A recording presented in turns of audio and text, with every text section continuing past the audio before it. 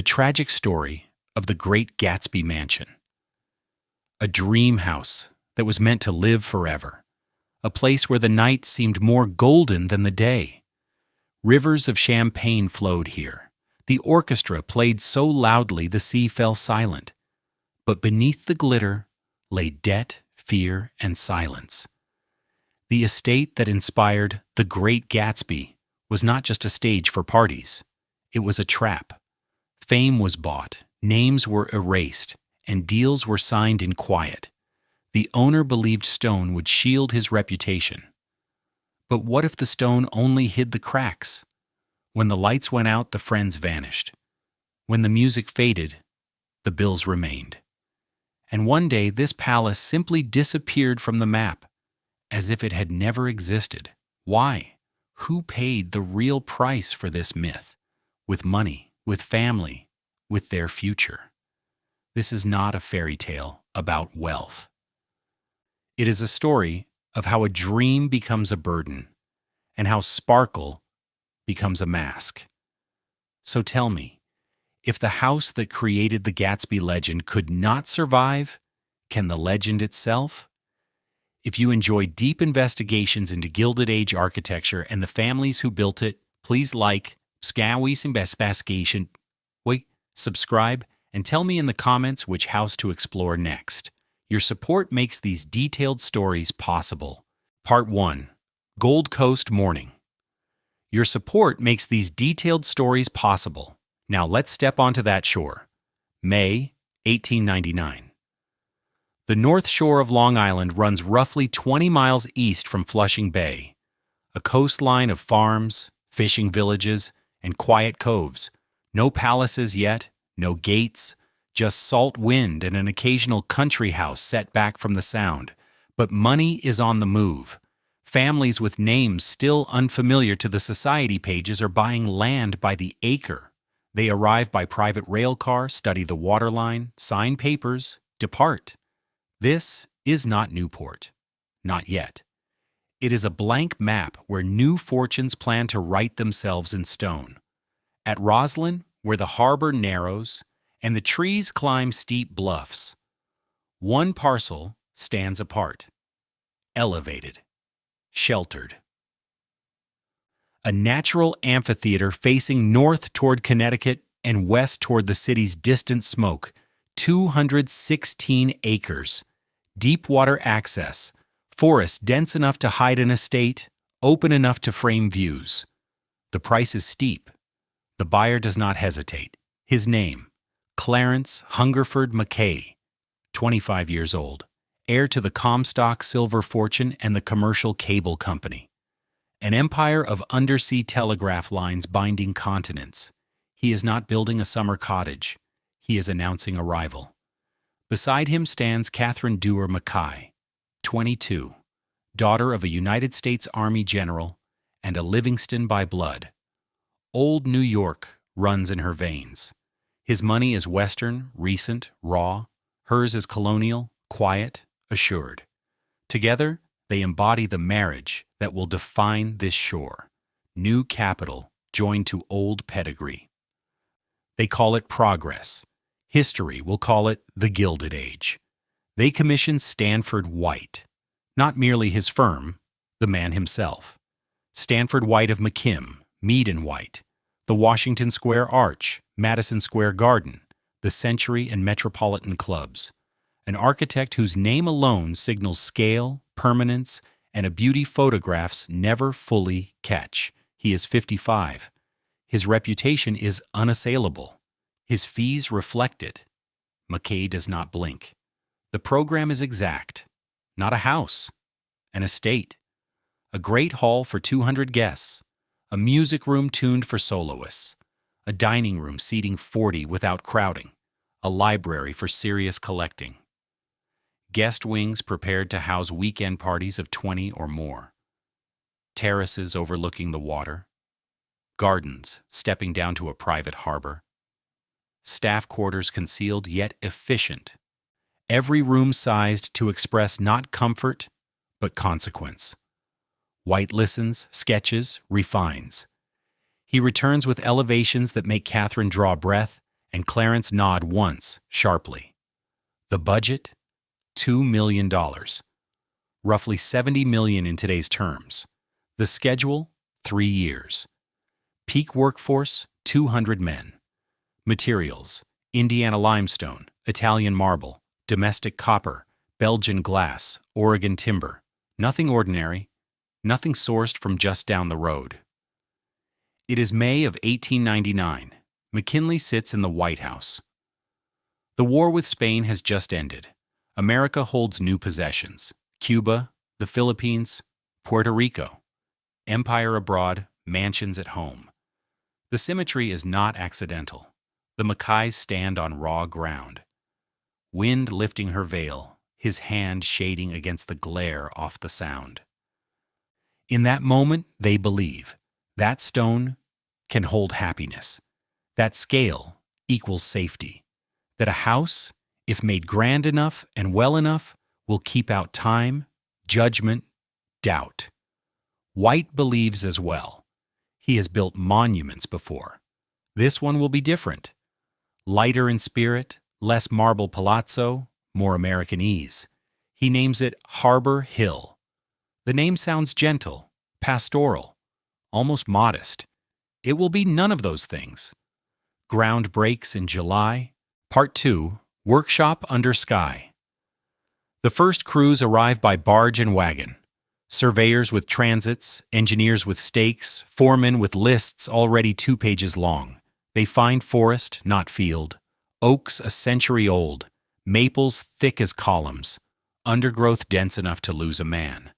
White's plan calls for clearing 40 acres without ruining the natural amphitheater that sold Mackay on the site. Selective cutting. Strategic thinning. The trees that remain must frame views, not block them. This is surgery, not logging. By August, the excavation begins. Foundation depth, 12 feet at the deepest point, stepping into bedrock where the mansion's core will anchor. The hole spans 160 feet across the front facade and runs 90 feet along the main axis. Crews rotate in shifts. Steam shovels claw earth. Teams of horses drag spoil down temporary roads to raise the low ground near the shore. The noise carries across the harbor. Fishermen complain. Mackay's lawyers answer with plats, deeds, and silence. September brings stone. Indiana limestone comes by rail. 60 tons in the first shipment. 300 by year's end. Each block numbered to match White's drawings. Masons set up field shops, cutting sheds, mortar beds, a temporary forge for the ironwork. The workforce grows. At peak, 200 men. Though the count changes with the season, masonry sleeps in winter and wakes in spring. Some hold on for 3 years, others 3 weeks. Their names survive in payroll ledgers kept at the New York Historical Society. Domenico Russo, master mason, 42 from Carrara. James Whitfield, lead carpenter, 51, trained in Edinburgh. Liam Brennan, 23, general labor. Drowns in 1900 when a barge overturns with copper flashing aboard. No family found. Burial at public expense. The work goes on. The system is industrial. Materials arrive on timetables tighter than passenger trains. Lumber from Oregon. Old-growth fir for framing. Clear vertical grain. No knots larger than a dime. Copper from Montana smelters, rolled in Philadelphia, shipped in coils weighing 600 pounds apiece. Glass from Belgium, each pane crated in sawdust and insured for replacement cost plus freight. Nothing improvised. White's office issues revised drawings weekly. Contractors curse the precision and follow it. By 1901, the shell rises. Limestone walls climb beyond the second-floor line. Scaffolding wraps the structure. A timber exoskeleton braced with hemp rope and iron dogs. Seen from the water, it resembles a cathedral in mid-construction. Visitors reach for rams and chart. European fantasies planted in American soil. White refuses the comparison. Not Gothic, he says. Renaissance restraint scaled to the new world. Classical proportions. New ambition. Roofing begins in the spring of 1902. Copper tiles, each one stamped and soldered. Overlap in courses that will bloom green within 5 years. Slate covers the secondary roofs. Lead flashing seals every joint. The ridge runs 140 feet. 4 chimneys climb another 20 feet above it. Each stack serves multiple hearths. 17 in all, depending on whether you count the servants' grates.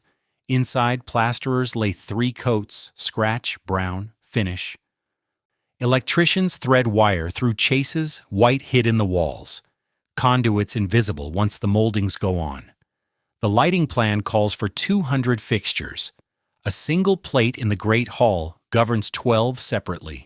Craft and technology meet without a seam.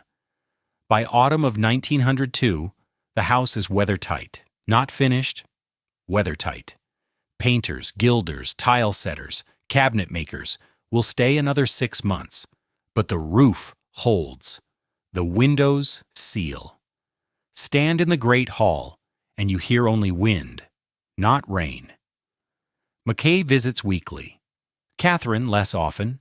She is pregnant with their first child. The house waits for life to fill it. Part 3. Night of 1,000 Lights, June 14th, 1903. Harbor Hill receives its first guests. Not a grand opening, a dinner. 32 names, chosen with care. Architects, patrons, editors from Harper's and Scribner's. Stanford White attends, seated near Katherine. Clarence rises for a toast.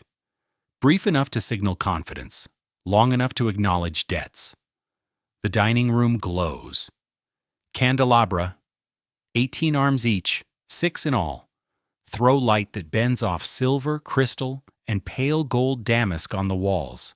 Menus in French list 7 courses. The wines run German, French, and California. The meal lasts 3 hours. No one complains. This is rehearsal. The true performance begins in 1905. By then, the Mackays have a rhythm. Winters in the city, springs and autumns at Harbor Hill, summers in Europe or Newport. Though Harbor Hill increasingly competes with Newport for space on the calendar, the house demands presence. Empty, it ages. Lived in, it declares itself. They host musicians. In April 1906, Enrico Caruso sings in the music room, a private recital for 60 guests who arrive by special train from Pennsylvania Station. The acoustics laid out by White with advice from engineers at Carnegie Hall carry Caruso's voice to the back terrace without amplification. Guests stand outside, listening through open French doors, afraid to breathe. Katherine weeps. Clarence writes a check for $5,000 to the Metropolitan Opera's Education Fund. It clears within 48 hours. They host philanthropists. In 1908, a dinner raises money for a tuberculosis sanatorium on Staten Island. 200 donors attend. The Grand Hall, cleared of furniture, takes tables for 20 set in 2 rows. Service requires 40 waiters, borrowed from the Plaza Hotel, and trained for 3 days on Harbor Hill's floor plan and the sequence of 12 courses. The evening brings in $83,000. Editorials in the New York Times praised the Mackays' generosity, without noting that the dinner itself cost $12,000 to stage. They host scholars, archaeologists, naturalists, historians. Katherine's preference. She establishes a lecture series, autumn evenings, lantern slides, topics ranging from Egyptology to marine biology. Attendance is by invitation. Audiences rarely exceed 50. These nights feel different, quieter. The house settles into its library, its smaller salons, a human scale. Clarence tolerates the series. He does not attend. They host society. This is the engine. Balls in 1909, 1910, and 1912. Guest lists cresting over 300. Orchestras, not quartets, orchestras. set in the music room. Doors open to flood the hall with sound. Flowers shipped from Pennsylvania greenhouses. Roses, orchids, lilies arranged in columns 8 feet high. Champagne by the case. Suppers served past midnight. Dancing until 3. The ritual runs like machinery. Invitations go out 6 weeks in advance. RSVPs are tracked by Katherine's secretary. Seating charts are revised daily as acceptances arrive. Menus go to Katherine for approval. Wine lists to Clarence, floral schemes to both. Staff expands from 30 to 60 for these nights. Extra footmen are hired through Manhattan agencies. Temporary cooks reinforce the kitchen's core team of 5. The cost per ball, $15,000 to $20,000, roughly $600,000 today. Not counting wear on carpets, linens, crystal, not counting the strain. Because beneath the light, something shifts. Photographs from these years show Katherine smiling. But the smile tightens. Clarence grows heavier. Portraits redden his face. They appear together in public. In private, servants notice quiet. Separate bedrooms. Meals at different hours. The house fills with guests and empties at dawn. The couple coexists with it. In 1914, the whispers begin. Not about the house, about the marriage. Society columns hint. Gossip items imply. That summer, Katherine travels to Europe alone and stays 4 months. Clarence remains at Harbor Hill, hosting smaller gatherings, fewer lights. The grand hall, built for joy, learns to echo. Part 4. Shadow in the Golden Room. By 1915, the separation is no longer whispered, it is printed. Town Topics, the scandal sheet that terrifies New York society, runs a blind item transparent enough to identify. A cable magnate's wife prefers Paris to the North Shore. One wonders if undersea wires carry messages home, or only silence. Katherine does not respond. She remains in Europe through the winter. Her letters to friends, preserved in the Douar family papers, speak of museums, salons, and relief work as the war intensifies. She does not mention Clarence. She does not mention Harbor Hill. The omission is louder than complaint. Clarence fills the house with guests, more dinners, more concerts, larger guest lists, longer weekends. He invites business associates now, not only society, men from the cable company, the postal telegraph merger, and the wireless experiments beginning to threaten his empire. The tone shifts. Less music, more cigars. Less Katherine's taste, more Clarence's will. The house adapts. Staff notice which rooms stay dark, which silver never leaves its drawer. In May 1914, Katherine returns, not to reconcile, to negotiate. The details stay private, but the framework emerges later in court filings. Separate residences, shared public obligations, unity on the surface, distance underneath. Katherine keeps her apartments at Harbor Hill. Clarence keeps his schedule. They appear together at events that matter. Charity galas, weddings, funerals. Photographs show them side by side, not touching. Society accepts the performance. Divorce would be scandal. This is arrangement. Harbor Hill feels it. Servants describe the change. Meals for 2 become meals for 1, served in different rooms at different hours. The morning room, Katherine's domain, crowded with books and correspondence, closes in her absence. Clarence's study expands. He works later, sleeps less, drinks more. His physician calls weekly. The butler keeps brandy stocked in 3 places. A house built to display harmony now displays its opposite. Children witness it. Catherine Mackay bears 3. Ellen in 1903, John in 1907, Katherine in 1909. They grow up in a palace, divided. Ellen later writes of rooms that belong to one parent or the other, and the rooms between where we played, careful not to choose sides. John leaves for boarding school at 12 and seldom returns on breaks. The younger Katherine develops migraines doctors cannot explain, and staff suspect are a form of escape. This is not metaphor. This is record. The cost of Harbor Hill in 1915 is $80,000 a year in maintenance, staff, utilities, and taxes, roughly $2.4 million today. The mansion must be fed whether the marriage survives or not. Lawns require mowing. Roofs require repair. Staff require wages. The house does not pause for personal crisis. Clarence pays. Katherine endures. The estate continues. But something essential breaks. The purpose shifts. Harbor Hill was built as a declaration. Love made visible, fortune made permanent, family made dynasty.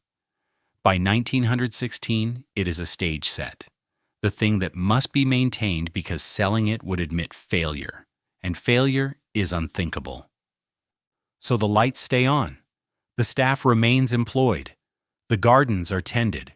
Guests still arrive for weekends that look, in photographs, exactly like the weekends of 1905. Same rooms, same rituals, same curated beauty. Walk through after midnight when the guests have retired and the servants have withdrawn, and you find something different. Not ruin, not neglect. Something harder to name. A palace that has learned loneliness, rooms too large for the people who live inside them. Silence no orchestra can permanently cover. The house stands. The marriage does not. And outside, the world is changing in ways that will make both palace and pain feel like relics of a lost age. Part 5. Hidden Hands. Inside, the work continues. Harbor Hill at full stride needs 38 people. Winter trims that to 22. Summer, when the family travels, drops to 15. A skeleton crew preserving what absence cannot erase. These are not abstractions. They are names, wages, and schedules measured in decades. Charles Brennan, head butler, arrives in 1904 and stays 23 years. His realm is the front of house, the visible machinery of service. He directs the footmen, coordinates with the kitchen, and keeps the plate. Silver for 40, crystal for 60, china in 3 patterns depending on the occasion. In 1915, his salary is $1,200 a year, plus room, board, and livery. Roughly $36,000 today. He supervises 8 people directly. Deference to him is total. Beneath him stands the hierarchy that makes grandeur possible. 2 footmen rotate during events. Their craft is motion without presence, opening doors, drawing chairs, pouring wine, clearing plates, all performed at the edge of a guest's vision. Training lasts 6 months. The best anticipate needs without seeking a glance. They are furniture that breathes. 5 housemaids work in rotation. 2 for the family rooms, 1 for the guest wings, 2 for the public rooms. They begin at 6 in the morning and finish near 8 at night, with meals taken in the servants' hall, never in the dining room. Tasks include beds, fires, lamps, dusting, laundry sorting, and, when required despite modern plumbing, chamber pots. Wages run from $18 to $25 a month. The head housemaid earns $35. They share the 3rd floor, 4 beds to a room, 1 wardrobe between 2. The kitchen is another country. Chef Auguste Villard, recruited from Delmonico's in 1906, commands a brigade of 5. 2 sous chefs, a saucier, a pastry specialist, and a kitchen maid who does not cook but scrubs, chops, and hauls. Villard's pay is $2,000. Second only to the estate manager. He earns it. Dinners for 30 demand 4 hours of preparation. Balls for 300 require 3 days and borrowed hands. He plans menus, orders provisions, and tastes everything. His standards are French. His temper is notorious. Turnover in his kitchen is high. Outside, the grounds are a living ledger. 12 men in summer, 6 in winter. Head gardener Thomas Crawford keeps 14 acres of lawn, seasonal flower beds, orchards yielding apples and pears largely for staff, and greenhouses pushing roses through the year. Grass is cut with push mowers. Motorized options exist, but Mackay prefers the quiet. Edging alone takes 2 men a full day each week. Trees are trimmed constantly. Every window must frame effortlessness. Effort is the point. The stables employ 4, a head groom, 2 stable hands, and a carriage driver who shifts to chauffeur as motorcars arrive. By 1912, Harbor Hill owns 3 automobiles. The horses remain for riding, not transport. The groom, Patrick Hayes, has worked with horses for 40 years. He teaches Ellen Mackay to ride side saddle, a skill she dislikes but masters. Below stairs runs a world of bells and boards. The call system ties 112 pull cords throughout the house to a numbered panel in the servants' hall. A bell rings, a number flips, a servant moves. To the family, it is silent. To the staff, it is the pulse of every hour. Bells for breakfast, for baths drawn, for fires laid, for carriages summoned. No bell goes unanswered. That is the contract. And the cost? Payroll alone totals $42,000 a year in 1915. Add provisions, uniforms, coal, and upkeep of the servants' quarters, and the figure climbs to $55,000, roughly $1.6 million today. That is the price of invisible service. The staff know what the family sometimes forgets. The house does not run on wealth. It runs on wages, hours, and hands that ache by nightfall. Those hands also carry pride. They maintain something larger than themselves. Harbor Hill is their work too, even if their names appear on no cornerstone. Part 6. The Grammar of Stanford. White's name is carved into the limestone above the garden entrance. Stanford White, architect, MD CCCCII. The date marks completion, not ego. He does not need to announce himself. The building does it for him. Stand at the entrance gate, 500 feet from the house, and the logic reveals itself. The approach is theater. A gravel drive climbs in a gentle curve through trees, White specified. Maples for autumn color, oaks for permanence. Space to frame views without crowding them. The house appears in fragments, first a chimney, then a roof line, and at last the full facade as the drive bends a final time into the forecourt. Not sudden, inevitable. Choreography in stone. The facade speaks a classical grammar with an American accent. Symmetry governs.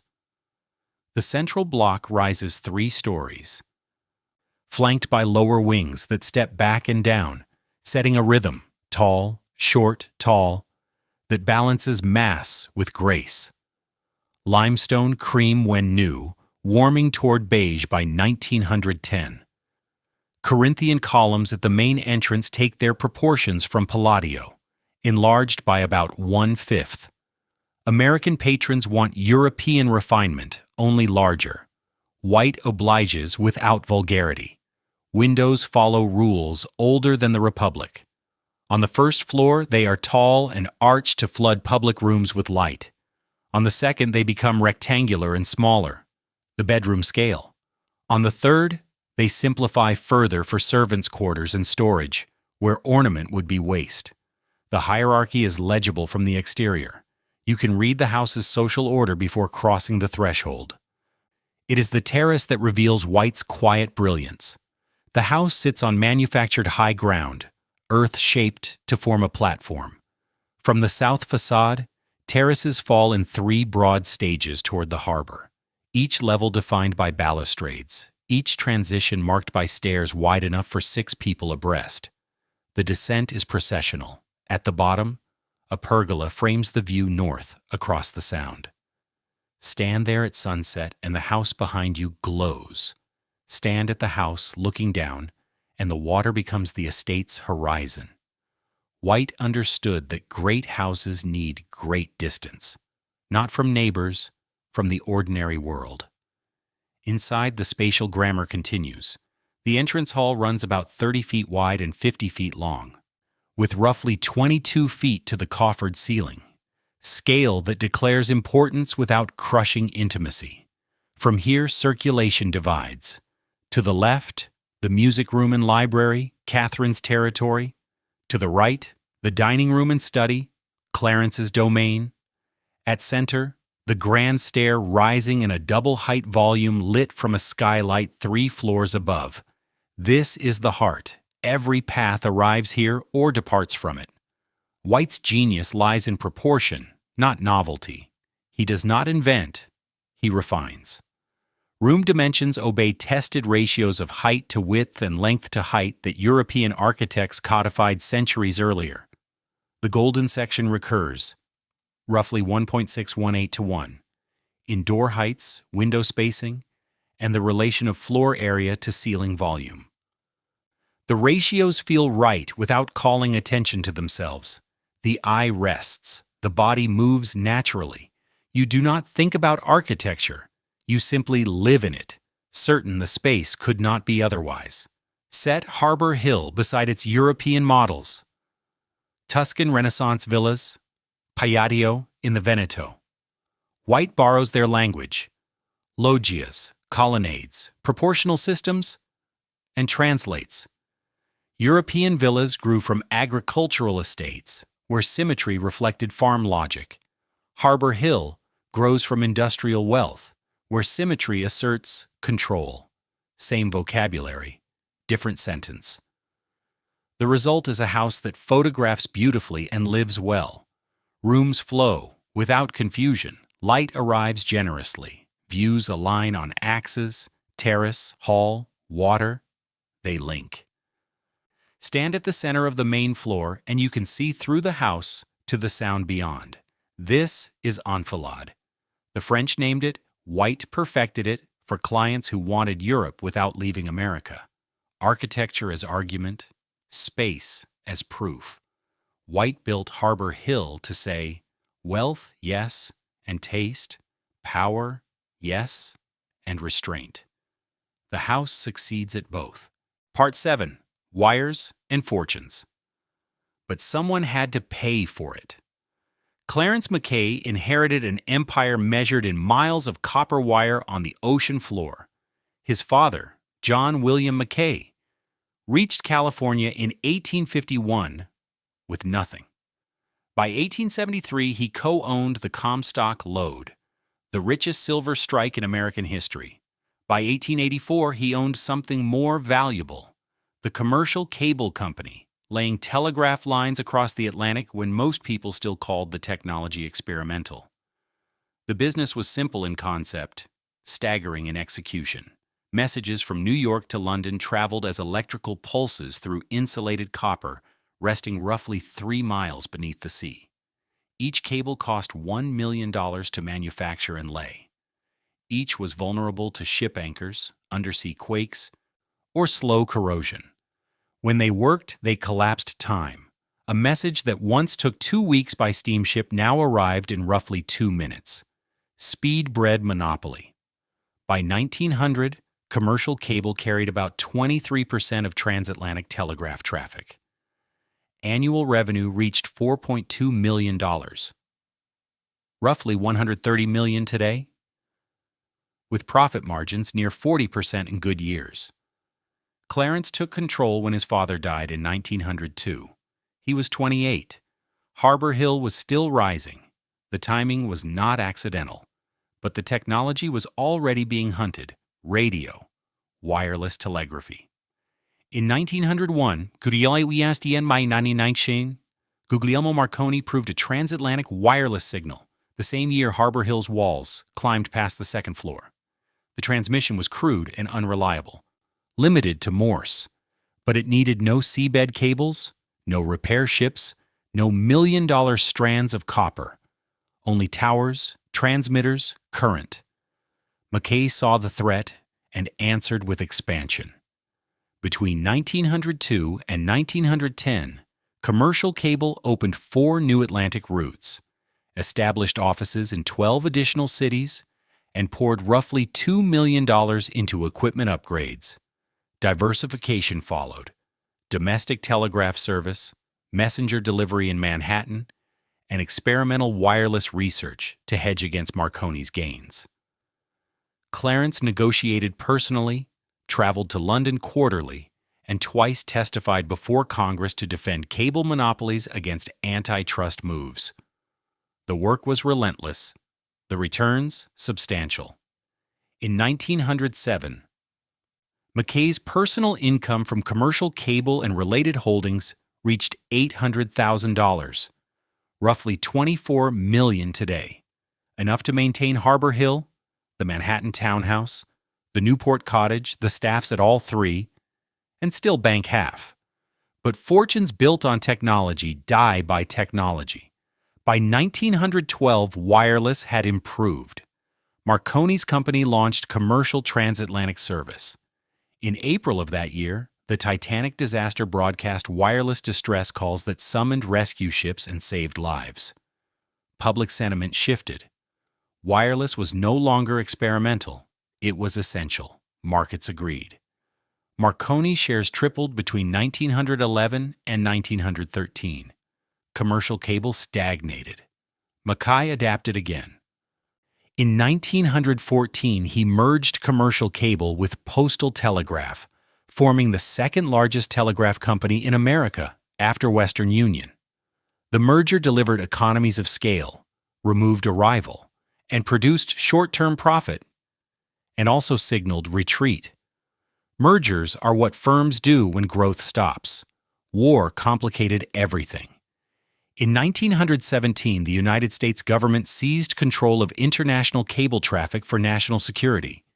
Compensation was promised, paid slowly, and calculated below market rates. Mackay's revenue fell by roughly 30% in a single year. Costs did not fall. Maintenance, payroll, and interest on loans used to finance the postal merger continued regardless. By 1918, Mackay's personal income had slipped to $400,000. Still large, still enough. But half of what it had been 6 years earlier, and the trajectory was clear. The technology that made him rich was being displaced by a technology he did not control. Harbor Hill noticed. Staff cuts began softly. A gardener not replaced at retirement. Guest suites opened less often. Balls became annual instead of quarterly. The wine cellar stopped adding vintages. Whispers, not shouts. Servants noticed. Tradesmen noticed. Society, not yet. The house still shone. The lawns remained immaculate. The facade showed no cracks. But the fortune beneath was thinning, and the weight above was not. Part 8: War Changes the Music. April 6, 1917. America declares war on Germany. By April 20th, Harbor Hill declares itself too. The grand hall that hosted 300 dancers the previous autumn now seats the North Shore Women's War Relief Committee. 70 women gather at tables once reserved for champagne and dessert. They roll bandages. Katherine Mackay presides, her organizational skills, dormant in social matters, suddenly essential. She sets quotas. 500 bandages per session, each rolled to Red Cross specifications and inspected before packing. The women work in shifts. Some bring servants. The servants work beside them. This is not symbolism. This is production. By summer, the transformation deepens. The music room becomes headquarters for Liberty Bond drives. Local banks send representatives. Mackay pledges $50,000 personally and underwrites another $100,000 in bonds sold to employees of commercial cable and postal telegraph. His name appears in newspapers not for entertaining but for duty. Society pages give way to civic notices. The dining room still hosts fundraising dinners, but the tone is sober. Menus narrow to 4 courses instead of 7. American wines replace French. Proceeds support the Red Cross, the YMCA, and camp libraries for soldiers, training at Camp Upton, 30 miles east. Guests arrive in evening dress and leave their jewels at home. Excess is suspect now. Restraint is virtue. In October 1917, Katherine volunteers Harbor Hill for convalescent use if needed. The offer is noted, filed, not immediately accepted. Long Island hospitals have capacity, but the gesture matters. The estate that once symbolized private wealth now offers itself for public good. The staff adjusts. Charles Brennan, the butler, organizes a war savings plan. Employees pledge 5% of wages to Liberty bonds. Technically voluntary, practically universal. Patriotism and peer pressure are hard to separate. By war's end, Harbor Hill staff will have purchased $4,000 in bonds, roughly $120,000 today. Brennan keeps the records. He will see every dollar repaid. Clarence's contribution is less visible, more substantial. Commercial cable donates transmission capacity for military communications. Transatlantic lines carry coded messages, prioritized ahead of commercial traffic. Revenue falls. Mackay does not complain in public. Privately, his accountants tally the loss. $80,000 in foregone income by November 1918. He does not seek reimbursement. The war also brings new kinds of guests. In spring 1918, Harbor Hill hosts a weekend for officers from Camp Upton. Majors, colonels, a brigadier general. The aim is morale and fundraising.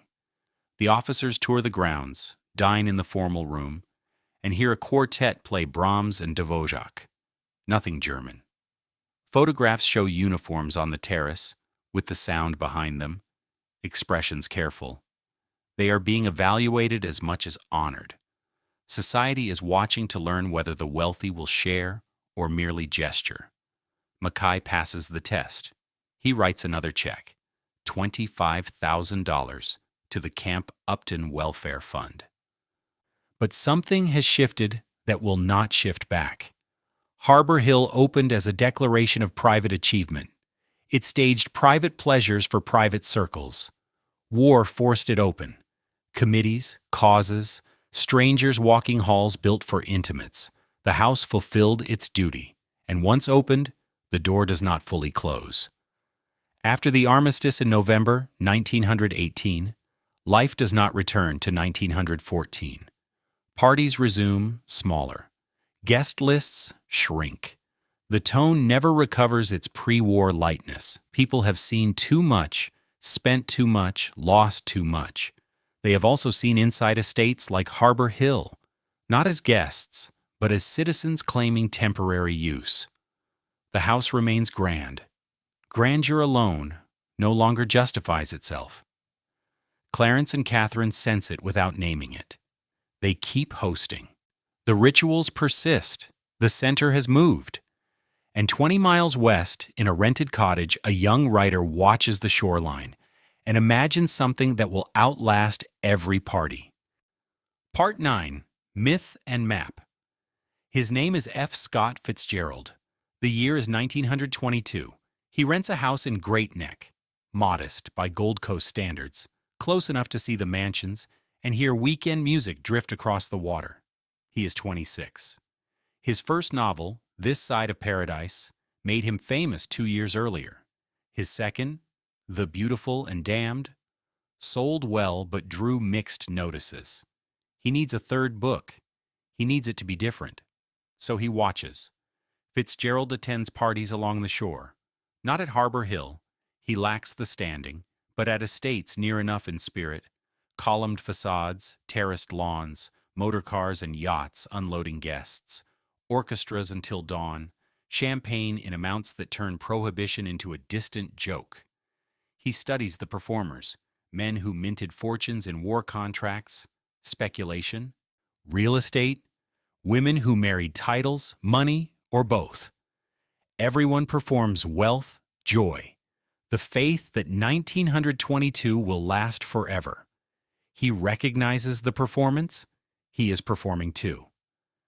Fitzgerald's income in 1923 is $28,000, roughly $500,000 today. Substantial for a writer. inadequate for this shore. His capital is literary celebrity, not dynasty. He stands inside the world but not of it. The perfect angle for observation. In the autumn of 1923, he begins drafting. Working title, Trimalchio in West Egg. Setting, two fictional peninsulas, East Egg and West Egg, mapped from Great Neck and Sands Point, where Harbor Hill stands. Plot, a mysterious millionaire stages extravagant parties in a mansion designed to dazzle a woman who lives across the water. She is married, unattainable, the embodiment of what he wants but cannot hold.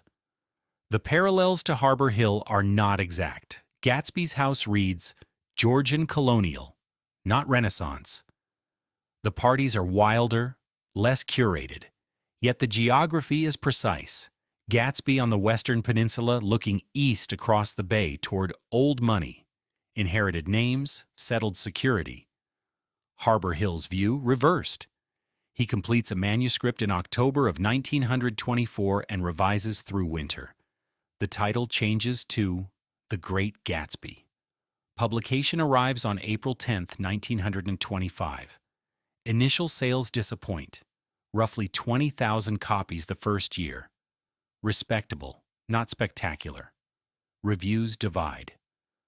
Some praise the prose, others call the plot thin, and the characters unlikable. Fitzgerald earns under $2,000 in royalties. His editor at Scribner's sends consolations. The book will find its audience, he insists. Eventually. He is more right than he knows. But in 1925, Harbor Hill does not notice.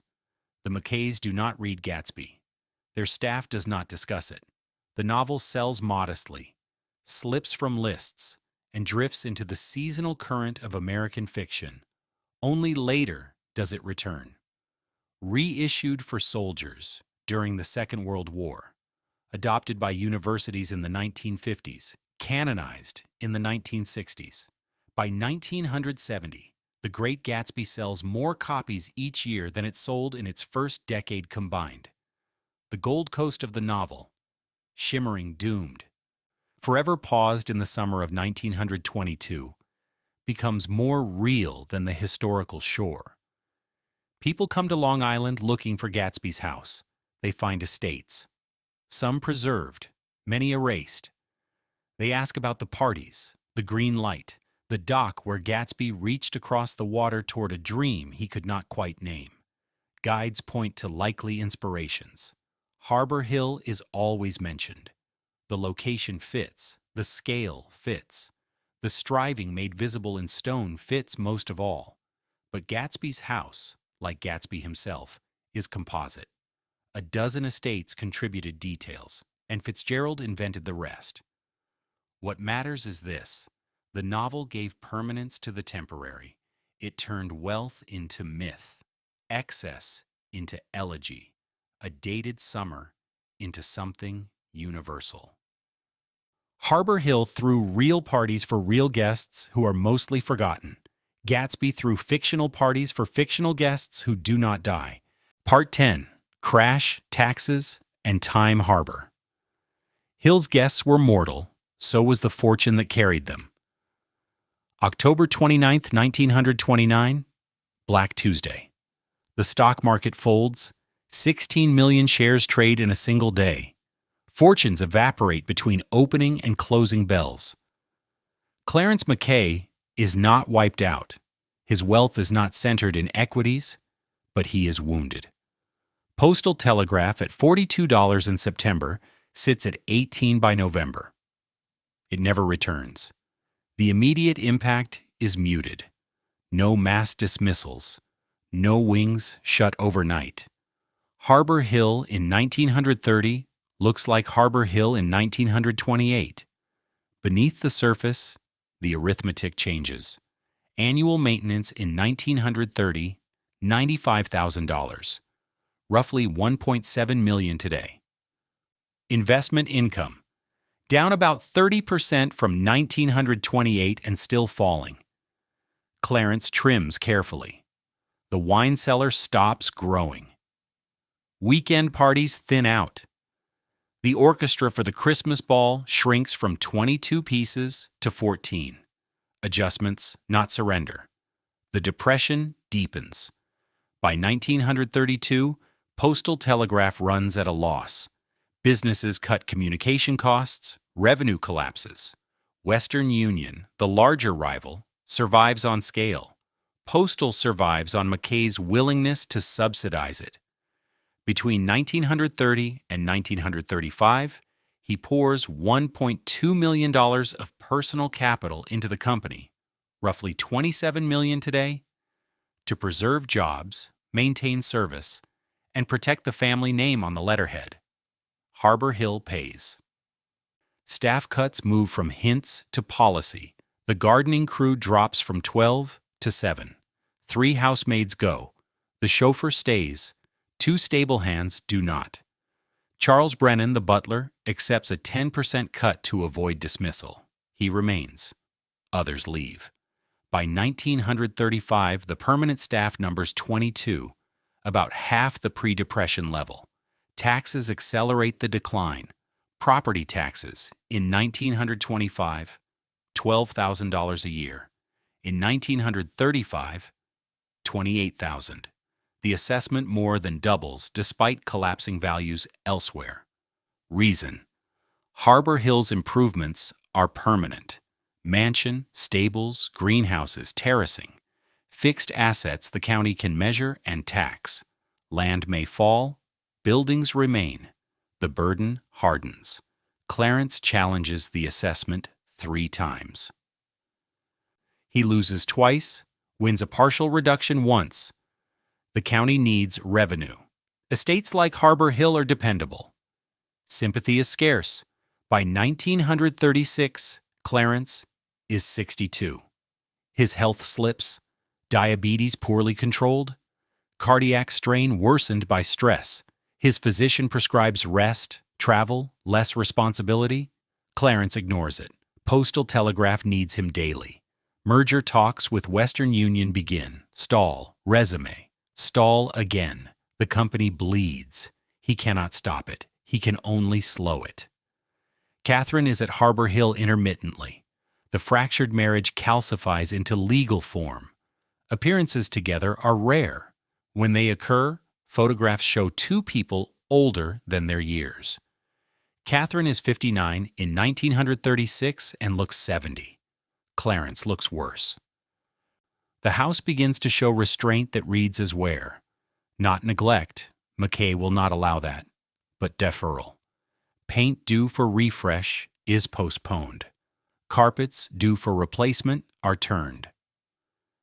In 1937, the roof leaks. Repairs come but slowly, room by room, as cash permits.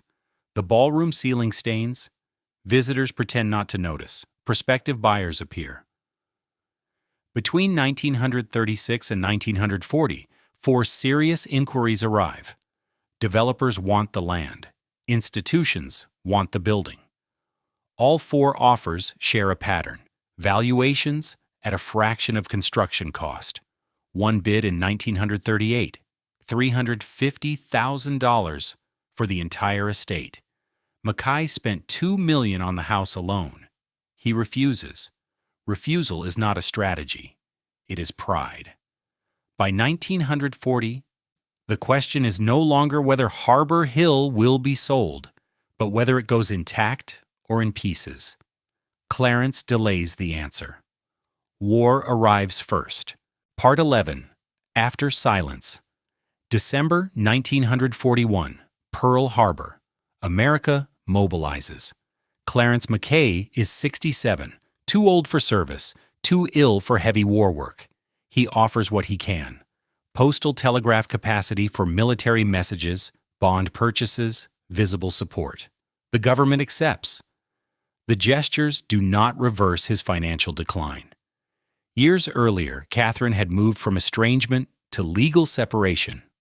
Not divorce, but a formal division of property and obligations that played out in public filings and press coverage. The effect was clear.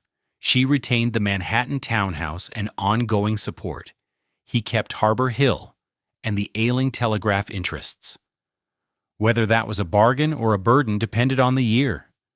He lives at Harbor Hill alone now. Staff has dwindled to 14. Whole wings close. The ballroom, unused since 1939, is shuttered to save heat.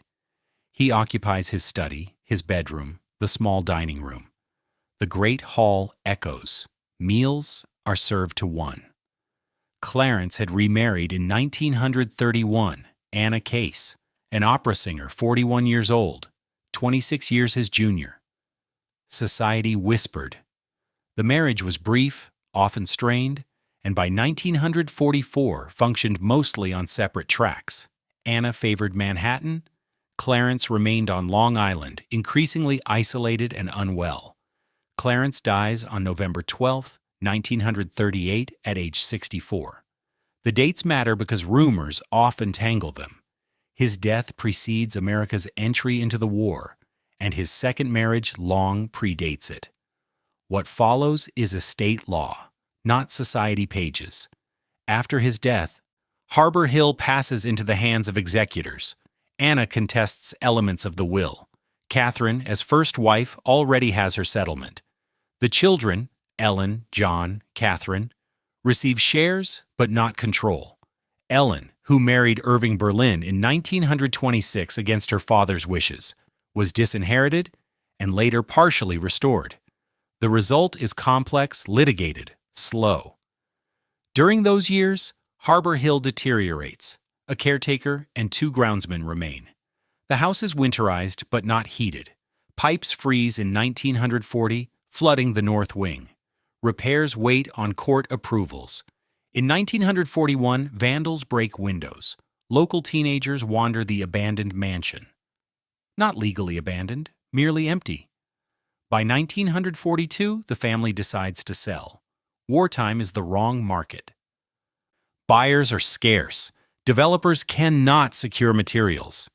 The estate lists at $400,000. No offers.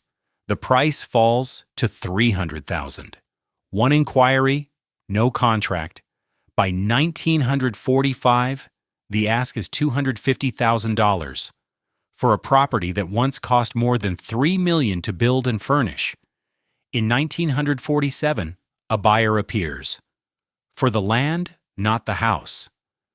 A developer proposes Harbor Hill Estates, roughly 60 residential lots carved from 216 acres. The mansion is an obstacle, not an asset. Demolition is baked into the bid. The family accepts $190,000, roughly $2.7 million today. The deal closes in August. Demolition begins in October 1947. 6 months of methodical erasure. Salvage crews go first. Marble mantles, crystal chandeliers, mahogany paneling, the grand stair. Sold to dealers and other houses seeking instant grandeur. The shell follows under dynamite and wreckers. Limestone is crushed for fill. Copper roof is stripped for scrap. By April 1948, the site is bare. 45 years after completion, Harbor Hill is gone. Not slowly, not by neglect, deliberately, efficiently, gone. Photographs remain. Floor plans sit in archives. A few fragments, gates, garden pieces, odd survivors, live in museums. But the house itself, the three-dimensional fact that Stanford White drew and hundreds built, no longer exists. What remains? The land subdivided. 60 houses where one once stood. Families who do not know their backyards held orchestras. And the myth? Gatsby's mansion. Never demolished. Forever hosting a party for guests who do not age. Part 12. Legacy and Hope. The irony is precise. Fiction preserved what fortune could not. Harbor Hill's demolition was not unique. Between 1940 and 1960, over 200 Gold Coast estates were destroyed. Reasons varied. Taxes, maintenance costs, changing social values, suburban development pressure. The pattern was identical. Families sold. Developers purchased. Bulldozers arrived. Within months, mansions that took years to build became memories. but something shifted. In 1956, the National Trust for Historic Preservation formed, driven partly by outrage over these losses. In 1966, Congress passed the National Historic Preservation Act, establishing legal frameworks to identify and protect significant structures. States followed. New York created landmark designation processes. Local historical societies organized, documented, fought. Some estates survived. Oheka Castle, built 1919, 8 miles from Harbor Hill's site, saved in 1984, restored, now operates as a hotel and event space. Old Westbury Gardens, built 1906, preserved by the Phipps family, opened to the public in 1959, visited by 50,000 people annually. Sands Point Preserve, the former Guggenheim estate, saved from development in 1971, now a nature center and historic site. These victories share common elements: community advocacy, financial creativity, adaptive reuse, museums, schools, event venues, nature preserves, ways to make historic houses financially sustainable in a world that cannot afford staffs of 38. The loss of Harbor Hill taught preservationists what silence costs. Today, organizations like the Society for the Preservation of Long Island Antiquities, Preserve America, and local historical societies maintain databases, offer technical assistance, and mobilize public support when estates face demolition threats. Success is not guaranteed, but the fight happens now, publicly, loudly. You are part of this. Every time you visit a historic house museum, you justify its preservation budget. Every time you share a story like this, you build the cultural case for saving what remains. When a local estate faces development, your letter to the town board, your attendance at the hearing, your voice, these matter. Harbor Hill cannot be rebuilt, but dozens of estates like it still stand, still vulnerable, still waiting for communities to decide their value outweighs their inconvenience. The workers who built Harbor Hill are gone. The family that commissioned it, gone. The architect, the guests, the orchestras, all gone. What endures? The record, the photographs, the measured drawings, the stories we tell, and the choice we make today about the houses still standing. Gatsby is fiction, the losses are real. The next rescue is ours.